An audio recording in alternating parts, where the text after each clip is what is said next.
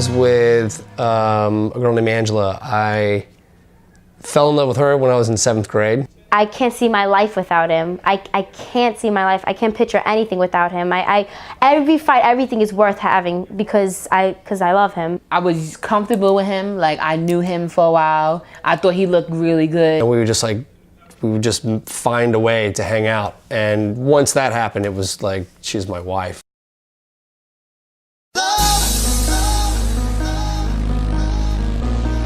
When I realized that I wasn't the person she had fell in love with anymore, when I realized that person wasn't who I was supposed to be, I couldn't do it. One day though, he did drag me on the floor because I came late. Like, I kept playing games. I was like, yeah, I'm coming, yeah, I'm coming, yeah, I'm coming.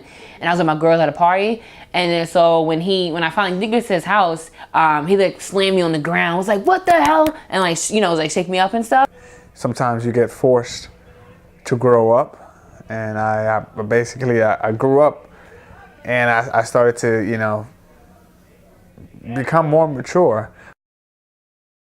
Your heart breaks or is breaking because of some bad thing that has happened in your life.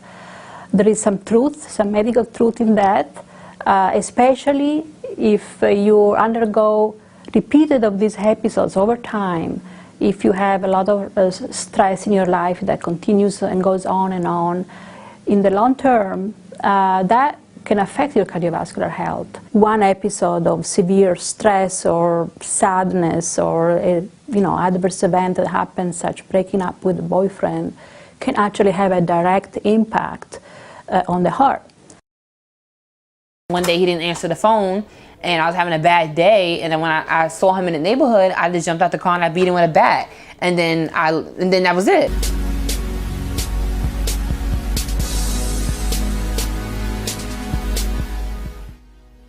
So he was like, don't park your car at your house. I'm gonna slash all your tires, I'm gonna bust all your windows, all this stuff.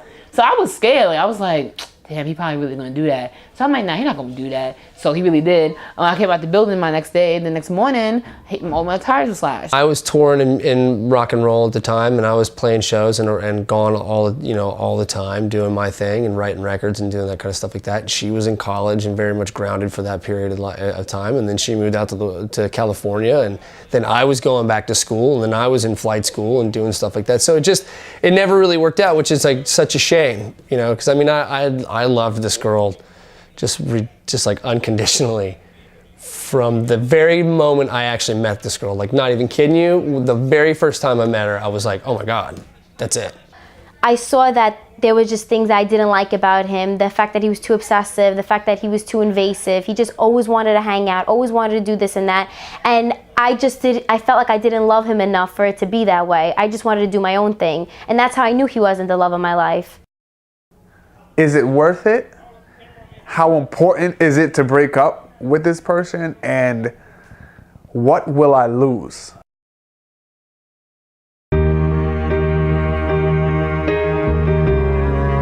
I actually told him through the phone. I broke up with her. We never really broke up because of, like, we didn't like each other or anything. It was because, you know, or we fell out of love. It was simply because just geography. He didn't want to come to my house. I over and over again said, please, can we meet up for lunch? Do you want to come to my school? Can I come to your school? Is there anything we could do to meet up? Because I really need to talk to you. Didn't want to see me, didn't want to have anything to do with me. He was acting very immaturely, so called him up and I broke up with him.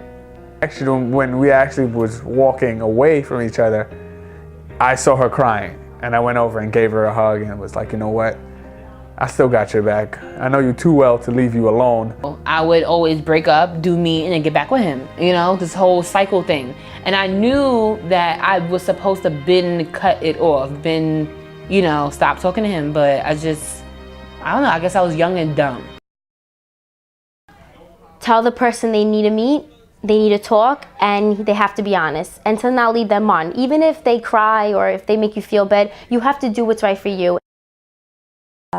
In young people, it's possible. I mean, there is a medical condition that's recognized. It's called actually broken heart syndrome, in which even a young or healthy, previously healthy person can actually develop severe dysfunction of the heart, secondary to a severe stressor, Well, we couldn't call each other because we had an open section, so we couldn't call each other either. But he would call me because he still couldn't get over me, so he would call me from like a block number, a payphone, and I would do the same. Like I would go to a payphone and call him because I was like paranoid that the calls could be tracked and stuff. And for a while, I did cry a lot. I did cry a lot because it was so emotional. Like it was super emotional. You know, I didn't want to tell my mom everything that was happening because I don't want to stress her out with the BS. And not my friends either, because I want to stress them out. So I kind of dealt with it on my own. He showed everyone he didn't care, but secretly he really did care. And that's what most guys do. I mean, they come off like the man. They don't want to come off that they're sensitive and they're hurt, that the girl screwed them over. They want to come off like that she needs him. I was actually in 7th grade, and we were at a buddy's house, and they had this little like plastic Indian, you know, like the little like almost like army man kind of deal, and it was this little plastic Indian. And I forget exactly what it was, but it was actually significant. And we made like some kind of jokes or something about it. It had something to do with what was going on at the time. And so I wrote her a letter one time. I'm 32. You used to have to write letters to people back in the day. And like email didn't exist yet. So I wrote her a letter, and I threw that little Indian inside the letter with it. And she still has the Indian. It's still like up on her bookshelf. He changed because before he was happy, and now I don't think he's happy. I don't think he's that happy. I think he lost a part of him that he needed, and I could understand that because when you lose something that you need, it's heartbreaking. But I feel like he can't find someone to replace me. He can't find someone that he feels is like me, and I think that's what he always wanted, because he wanted to marry me. I don't know. On my end of it, I couldn't let go. You know, I mean, I carried around a picture of her in my wallet for 7 years, you know? And it just ruined every relationship that I was in during that time period, because I was always measuring them up against Angela, or like comparing the two of them, and like no one ever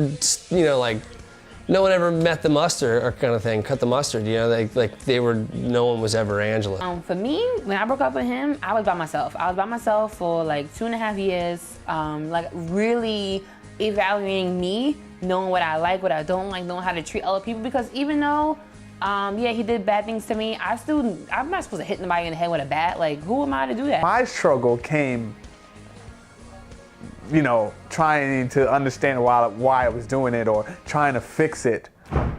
It's a popular belief that the heart is the center of the emotions, and they can actually break if a person is really, you know, affected by some severe stressor. There is some truth to that, but I would say that in most cases that doesn't happen, right? Especially if somebody is a young person who doesn't have pre-existing heart disease.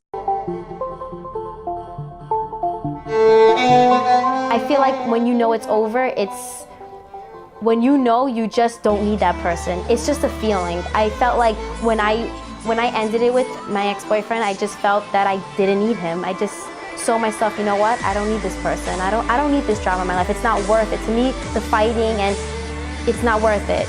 You have to go do bad things to learn good things. That's what I feel like. So I appreciate that relationship. I don't appreciate him treating me how he treated me, but you know, you have to go through stuff to learn, you know what I mean? Every person living their own life is the author with a pen. And you write it according to how you see your life happening. You are in control of it. Know that person. Like, don't just jump into a relationship without knowing that person. Like, you can never know somebody 100% understand, but really take heed to that, and do not subject yourself to any disrespect, any type of violence. You can't make someone else happy if you're not. So I think that you should definitely talk to the person and be as honest as you can be, and that's just life. Heartbreak is a part of life. You just have to move on. You'll eventually get through it. Things are so damn complicated. I can't even begin to tell you why people do some of the stupid shit they do.